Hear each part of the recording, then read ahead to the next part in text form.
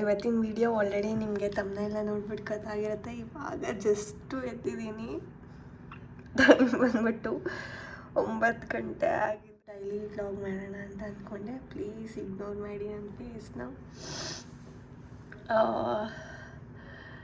ಅಷ್ಟೇ ಈ ವ್ಲಾಗ್ ಹೆಂಗೆ ಹೋಗುತ್ತೆ ಅಂತ ನೋಡಿ.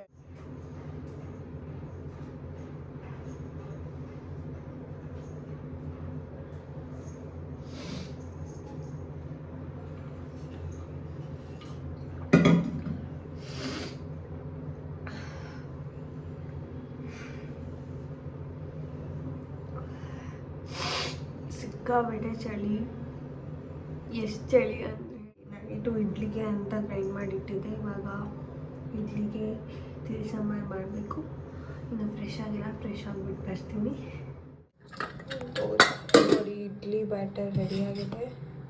ಚಳಿ ಅಷ್ಟು ಇದು ಉಬ್ಬಿಲ್ಲ, ಸಂಜೆ ಅಷ್ಟರಲ್ಲಿ ಉಬ್ಬತ್ತೆ. ಚಳಿ ಅಲ್ವಾ ಇವಾಗ, ಆದರೂ ಪರವಾಗಿಲ್ಲ. ಅರ್ಧ ಕುಕ್ಕರ್ ಇತ್ತು, ಇಷ್ಟ ಆಗಿದೆ. ಸೊ ಇದಕ್ಕೆ ನಾನು ತಿಳಿ ಸಾಂಬಾರು ಮಾಡೋಕ್ಕೆ ಬೇಳೆ ಮತ್ತು ಟೊಮೆಟೊನ ಇವಾಗ ಇಟ್ಬಿಟ್ಟು ಸಾಂಬಾರು ಮಾಡಬೇಕು. ಈ ಕಡೆ ಹಾಲು ಕಾಯಕ್ಕಿಟ್ಟಿದ್ದೀನಿ. ನಾನು ತುಂಬ ಸಿಂಪಲ್ಲಾಗಿ ಮಾಡ್ತೀನಿ ತಿಳಿ ಸಾಂಬಾರನ್ನ. ಬೇಳೆ ಮತ್ತು ತೊಗರಿಬೇಳೆ, ಟೊಮೆಟೊ, ಒಂದು ಅರ್ಧ ಈರುಳ್ಳಿ, ಒಂದು ಬೆಳ್ಳುಳ್ಳಿನ ಒಂದು 5 ವಿಷಲ್ ಮಾಡಿಕೊಂಡು ನೆಕ್ಸ್ಟ್ ಒಗ್ಗರಣೆ ಹಾಕೋದಷ್ಟೇ.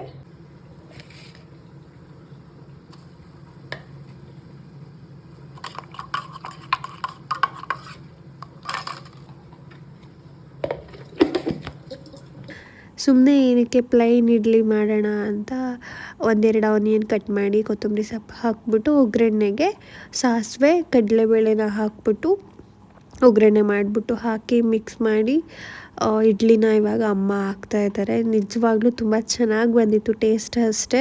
ಇವಾಗ ನಾರ್ಮಲಾಗಿ ಪಡ್ಡು ಎಲ್ಲ ಮಾಡ್ತಾರೆ ಅಲ್ವಾ, ಸೊ ಆ ಥರ ಕ್ಯಾರೆಟ್ ಎಲ್ಲ ಹಾಕಿದರೆ ಇನ್ನೂ ಸ್ವಲ್ಪ ಚೆನ್ನಾಗಿರ್ತಿತ್ತು. ಬಟ್ ಚೆನ್ನಾಗಿತ್ತು, ಓಕೆ. ಇಡ್ಲಿಗೆ ತಿಳಿ ಸಾಂಬಾರು ಎಷ್ಟು ಸಖತ್ತಾಗಿರುತ್ತೆ ಗೊತ್ತಾ. ಅದರಲ್ಲೂ ನಮ್ಮನೇಲಿ ನಾನು ಮಾಡೋ ತಿಳಿ ಸಾಂಬಾರು ಎಲ್ಲರಿಗೂ ಫೇವ್ರೆಟ್. ಒಂದು 6 ವಿಷಲ್ ಮಾಡ್ಕೊಂಡಿರೋ ಬೇಳೆನ ನೀಟಾಗಿ ಸ್ಮ್ಯಾಶ್ ಮಾಡಿಕೊಂಡು ಒಗ್ಗರಣೆಗೆ ಒಣಮೆಣ್ಸಿನ್ಕಾಯಿ, ಶುಂಠಿ ಬೆಳ್ಳುಳ್ಳಿನ ಜಜ್ಕೊಂಡಿರೋದು, ಒಂದು ಚಿಕ್ಕ ಆನಿಯನ್ ಮತ್ತು ಕೊರಿಯಾಂಡರ್, ಅದನ್ನು ನಾರ್ಮಲಾಗಿ ಒಗ್ಗರಣೆ ಹಾಕ್ಕೊಳ್ಳೋದಷ್ಟೇ.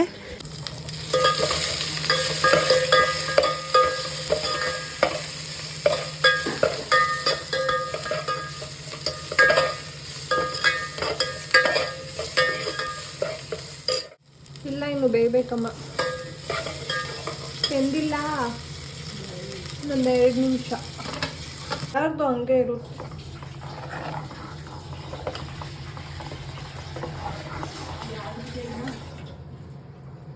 ನಾನೇ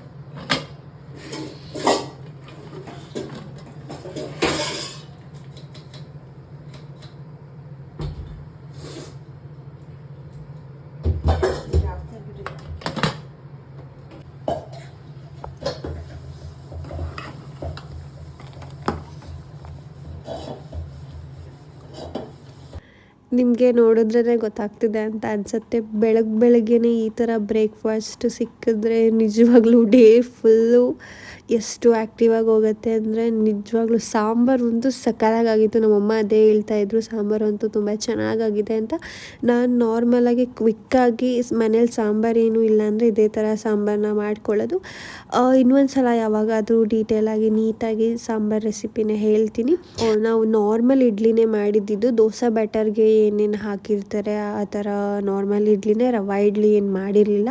ರವೆ ಇಡ್ಲಿ ಆದರೆ ಇನ್ಸ್ಟ್ಯಾಂಟಾಗಿ ಲೈಕ್ ಅದೇನೋ ಬರುತ್ತೆ ಅಲ್ಲ, ರವೆ ಕರಡೆಲ್ಲ ಹಾಕ್ಬಿಟ್ಟು ಅದು ಅಮ್ಮ ಮಾಡ್ತಾರೆ, ನನಗೆ ಗೊತ್ತಿಲ್ಲ. ನಾನು ನಾರ್ಮಲಾಗಿ ಮಾಡೋದಾದರೆ ಇದೇ ಥರ ಮಾಡೋದು. ಅದಾದಮೇಲೆ ಬ್ರೇಕ್ಫಾಸ್ಟ್ ಮುಗಿಸ್ಕೊಂಡು ಇಡ್ಲಿ ಅಂತೂ ಎಷ್ಟು ರಂಪ ಅಂದರೆ ಮೋಸ್ಟ್ ಆಫ್ ದ ಟೈಮ್ ನಾವು ಇದೇ ರೀಸನ್ಗೆ ಮಾಡಲ್ಲ, ಬಿಕಾಸ್ ಅದೆಲ್ಲ ವಾಶ್ ಮಾಡೋದು ತುಂಬ ಹಿಂಸೆ ಆಗುತ್ತೆ ಅಂತ.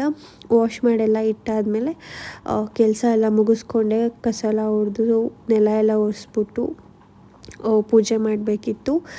ನಮ್ಮ ಮನೇಲಿ ನಾರ್ಮಲಾಗಿ ಡೈಲಿ ಪೂಜೆ ಮಾಡ್ತೀವಿ ನಾವು, ಬೆಳಗ್ಗೆ ಮತ್ತು ಸಂಜೆ. ಸೊ ಪೂಜೆ ಮಾಡ್ತಾಯಿದ್ದೀನಿ.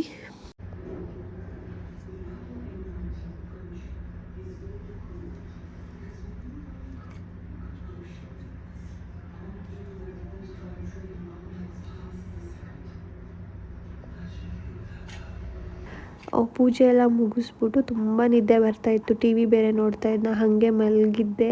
6 ಗಂಟೆಗೇನೋ ಎದ್ಬಿಟ್ಟು ಅಷ್ಟರಲ್ಲಿ ಸ್ನ್ಯಾಕ್ಸ್ಗೆ ಅಂತ ಮೊಳಕೆ ಕಟ್ಟಿರೋ ಹೆಸರು ಕಾಳನ್ನ ತಿಂದೆ. ನನ್ನ ವಾಯ್ಸ್ ಸ್ವಲ್ಪ ಚೇಂಜ್ ಅನ್ನಿಸ್ಬೋದು, ಕೋಲ್ಡ್ ಆಗಿದೆ.